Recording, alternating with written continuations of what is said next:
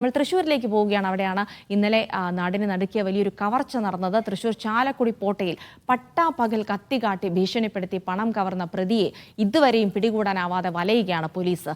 കേസിൽ അന്വേഷണത്തിനായി പ്രത്യേക സംഘത്തെ രൂപീകരിച്ചിരിക്കുന്നു. ഇന്നലെ ഉച്ചയ്ക്കാണ് ബാങ്ക് ജീവനക്കാരെ ബന്ദിയാക്കി ഒരാൾ പണം കവർന്നത്. പോലീസ് CCTV ദൃശ്യങ്ങൾ കേന്ദ്രീകരിച്ചാണ് അന്വേഷണം ഇപ്പോൾ നടത്തിക്കൊണ്ടിരിക്കുന്നത്. എറണാകുളം ജില്ലയിലേക്ക് പ്രതി കടന്നതിന്റെ സൂചനകൾ പോലീസിന് ലഭിച്ചിരുന്നു. അങ്കമാലിയിൽ നിന്നും പ്രതിയുടെ CCTV ദൃശ്യങ്ങൾ ലഭിച്ചതിനപ്പുറത്തേക്ക് മറ്റ് വിവരങ്ങളൊന്നും പോലീസിനില്ല.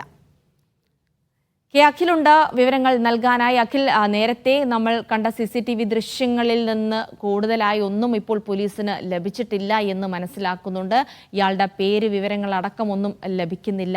എവിടെയാണ് എന്നറിയില്ല, മലയാളിയാണോ എന്നുള്ള കാര്യത്തിൽ ഒരു നിഗമനത്തിലേക്ക് പോലീസിന് എത്തിച്ചേരാൻ കഴിയുന്നില്ല. എന്തായാലും ഇന്നത്തെ ദിവസം പോലീസിന് നിർണായകമാണ് എന്ന് പറയുമ്പോൾ പോലും കൃത്യമായ തെളിവുകളോ തുമ്പുകളോ പോലീസിന് ലഭിച്ചിട്ടില്ല എന്നുള്ളത് കൊണ്ട് തന്നെ ഒരു പ്രതിയിലേക്ക് എങ്ങനെ എത്തിച്ചേരുമെന്നുള്ള ആശങ്ക ഇപ്പോഴും നിലനിൽക്കുന്നുണ്ട്. ജിൽസി, തീർച്ചയായും അതായത് ഒരുപാട് ചോദ്യങ്ങളാണ് അന്വേഷണ സംഘത്തിന് മുൻപിലുള്ളത് എന്നുള്ളതാണ്. അതായത് ആരാണ് പ്രതി മലയാളിയാണോ അതോ മറ്റ് സംസ്ഥാനങ്ങളിൽ നിന്നുള്ള ആളാണോ, അയാൾ എന്ത് ചെയ്തു തുടങ്ങി ഒരുപാട് കാര്യങ്ങൾ ഇതിൽ കണ്ടെത്താറുണ്ട്. പക്ഷേ അതിനൊന്നും തന്നെ പോലീസിന് ഇതുവരെ ഒരു ഉത്തരവ് ലഭിച്ചിട്ടില്ല. ആകെ പോലീസിന് മുമ്പിലുള്ളത് കുറെ CCTV ദൃശ്യങ്ങളാണ്. പക്ഷേ ആ CCTV ദൃശ്യങ്ങളൊന്നും തന്നെ ഇയാളുടെ മുഖം എവിടെയും വ്യക്തമല്ല. കാരണം ഹെൽമെറ്റ് ധരിച്ചിട്ടുണ്ട്. ഈ ശാസ്ത്രീയ പരിശോധന നടത്തുമ്പോൾ പോലും എവിടെയും ഫിംഗർ പ്രിന്റും ലഭിക്കുന്നില്ല. കാരണം ഗ്ലൗസ് ഇട്ട് കൃത്യമായി തന്നെ ആസൂത്രണത്തോടെയാണ് പ്രതി ഉള്ളിലേക്ക് വന്നത്. അപ്പോൾ ഒരു തരത്തിലുള്ള തെളിവുകൾ ലഭിക്കാതെ CCTV കേന്ദ്രീകരിച്ചുകൊണ്ടുള്ള അന്വേഷണം കൃത്യമായി തന്നെ പോലീസ് കൊണ്ടുവന്നു. പക്ഷേ അതിലും എത്രത്തോളം പ്രതികളിലേക്ക് എത്താൻ കഴിയുമെന്നൊരു ആശങ്ക പോലീസ് സംബന്ധിച്ചോളം ഉണ്ട്. എന്നാൽ വലിയ പ്രതീക്ഷയുണ്ട്. അതായത് ഇന്ന് പിടിക്കുമെന്ന പ്രതീക്ഷയൊക്കെ പങ്കുവെക്കുന്നുണ്ടെങ്കിലും ഈ കാര്യമായ തെളിവ്, അതായത് വണ്ടി ഏതാണെന്ന് കണ്ടെത്താൻ കഴിഞ്ഞിട്ടില്ല, പ്രതി ആരാണെന്ന് ഇതുവരെ പോലീസിന് ഒരു തുമ്പം ലഭിച്ചിട്ടില്ല. അപ്പോൾ ഇത്തരത്തിലെ കാര്യങ്ങളൊക്കെ നിൽക്കുമ്പോഴും അതൊരു വലിയ പ്രതിസന്ധി, അല്ലെങ്കിൽ ഈ അന്വേഷണത്തെ തന്നെ പ്രതിസന്ധിയെ ബാധിക്കുന്നു. ഇന്നലെ രാത്രി തന്നെ ഈ പ്രത്യേക അന്വേഷണ സംഘത്തെ രൂപീകരിച്ചു. ചാലക്കുടി DYSP ആയിട്ടുള്ള സുമേഷിന്റെ നേതൃത്വത്തിലെ 25 സംഘമാണ് അന്വേഷണത്തിലുള്ളത്. ഇവർ ഇന്നലെ രാത്രി മുതൽ തന്നെ അന്വേഷണം ആരംഭിക്കുകയും ചെയ്തിരിക്കുന്നു. ഇവർക്ക് ഏതൊരു പ്രധാനമായ ലീഡ് ലഭിച്ചത് പ്രതിയെ അങ്കമാലിയിൽ എത്തുന്ന ഒരു CCTV ദൃശ്യം പോലീസിന് ലഭിച്ചു എന്നുള്ളത് മാത്രമായിരുന്നു. അതിനുശേഷം ആലുവ ഭാഗത്തേക്ക് പോകുന്നതായിട്ടാണ് വിവരം ലഭിച്ചിരിക്കുന്നത്. പക്ഷേ അതിനപ്പുറത്തേക്ക് പിന്നീട് മറ്റെവിടെയും പ്രതിയെ കണ്ടെത്താൻ കഴിഞ്ഞിരുന്നില്ല. കാരണം പ്രതി തെരഞ്ഞെടുത്തത്, അതായത് ഈ എത്തിയത് പോട്ടാ സിഗ്നലിൽ നിന്നും തിരിഞ്ഞുകൊണ്ടാണ് വന്നത്, ദേശീയപാതയിൽ നിന്നും. പക്ഷേ പ്രതി പോയത് ഇട റോഡുകൾ വഴി കയറിയാണ് പോയിരിക്കുന്നത്. പ്രതിക്ക് കൃത്യമായി ഇതൊക്കെ അറിയാമായിരുന്നു എന്ന് വേണം നമുക്ക് മനസ്സിലാക്കാൻ സാധിക്കാൻ.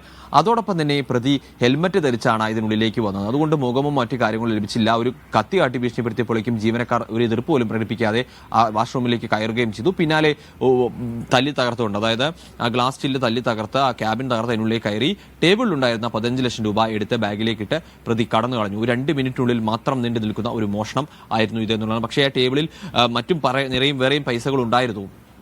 45 ലക്ഷത്തോളം രൂപ ക്യാഷ് കൗണ്ടർ ഉണ്ടായിരുന്നു. പക്ഷേ പ്രതി എടുത്തത് ATM നിന്നും പുറത്തേക്ക് കൊണ്ടുവന്ന് വെച്ച പണം അതുമാത്രമാണ്. അതെടുത്ത് പുറത്തേക്ക് പെട്ടെന്ന് പോവുകയും ചെയ്തു. അതിലൊക്കെ ഒരു ദുരൂഹത അല്ലെങ്കിൽ ഒരു സംശയം പോലീസ് പ്രകടിപ്പിക്കുന്നുണ്ട്. പക്ഷേ ഈ സംശയങ്ങളൊന്നും തന്നെ ഒരു കൃത്യമായ ഉത്തരത്തിലേക്ക് എത്താൻ പോലീസിനെ സഹായിക്കുന്നില്ല എന്നുള്ളത് തന്നെയാണ് വളരെ പ്രധാനപ്പെട്ട കാര്യം.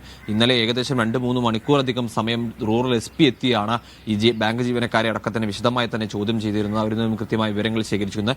7 പേരായിരുന്നു ഈ സംഭവം നടക്കുമ്പോൾ ബാങ്കിലുണ്ടായിരുന്നത്. 2 പേരാണ് ഈ ക്യാബിൻ ഭാഗത്ത് ആ സമയത്തുണ്ടായിരുന്നത്. ബാക്കിയുള്ളവർ ഭക്ഷണം കഴിക്കാനും കുറച്ചുകൂടി ഉള്ളിലേക്കായിരുന്നു. ഈ 2 പേരെയാണ് കത്തികാട്ടി ഭീഷണിപ്പെടുത്തി ബാത്റൂമിലേക്ക് കയറ്റിയ ശേഷം ഈ ഒരു ചെയർ ഉപയോഗിച്ചുകൊണ്ട് വാതിൽ അടയ്ക്കുന്ന ഒരു സ്ഥിതിവിശേഷം ഉണ്ടായത്.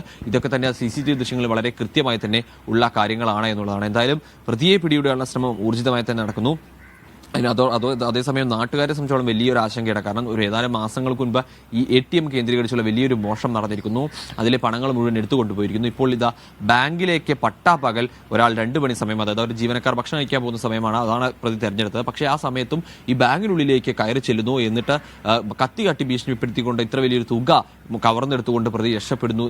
അതും യാതൊരു കുസലുമില്ലാത്ത പ്രതി ഉള്ളിലേക്ക് വരുന്നു. അതേപോലെ തന്നെ പുള്ളി ഇറങ്ങി പോകുന്നു എന്നുള്ളതാണ് ഏറ്റവും പ്രധാനപ്പെട്ട കാര്യം. അതും പട്ടാപ്പകല 2 മണി എന്ന് പറഞ്ഞാൽ തിരക്ക് സമയം അത്യാവശ്യം ആ തൊട്ടടുത്തൊക്കെ നിരവധി കടകളുള്ള സ്ഥലമാണ്. അതേ ഒരു ഒഴിഞ്ഞ പ്രദേശമോ ഒന്നുമല്ല, ധാരാളം കടകളുള്ള ഒരു മേഖലയാണ് അതെന്ന് പറയുന്നത്. അപ്പോൾ അത്തരത്തിലൊരു സ്ഥലത്തുണ്ടായതിന്റെ ആശങ്കയും അതിന്റെ ഒരു അങ്കലാപ്പും ഒക്കെ തന്നെ ആളുകൾക്കും അതുപോലെ തന്നെ നാട്ടുകാർക്കും ഒക്കെ പരിസരത്തുണ്ട്. എന്തായാലും പോലീസ് പ്രതിക്കായുള്ള അന്വേഷണം ഊർജിതമായി തന്നെ തുടരുകയാണ്. ജിൽസി, എന്തായാലും പ്രതിയിലേക്ക് എത്താൻ പോലീസിന് ഇനിയും കടമ്പകളേറെയാണ്. കൃത്യമായ തെളിവുകൾ പോലീസിന് ലഭിക്കുന്നില്ല. ചില CCTV ദൃശ്യങ്ങൾ ഒഴിച്ചാൽ പ്രതി അയൽ ജില്ലകളിലേക്ക് രക്ഷപ്പെട്ടു എന്നുള്ള നിഗമനങ്ങൾ മാത്രമാണുള്ളത്. അതുകൊണ്ട് പ്രതിയിലേക്ക് എത്തിച്ചേരുക എന്നുള്ളത് പോലീസിന് അത്ര കണ്ട് എളുപ്പമാണോ, ഇന്നത്തെ ദിവസം എത്രത്തോളം നിർണായകമാണ് തുടങ്ങിയ കാര്യങ്ങളൊക്കെ നമുക്ക് എന്തായാലും വരും മണിക്കൂറുകളിൽ തന്നെ അറിയാം.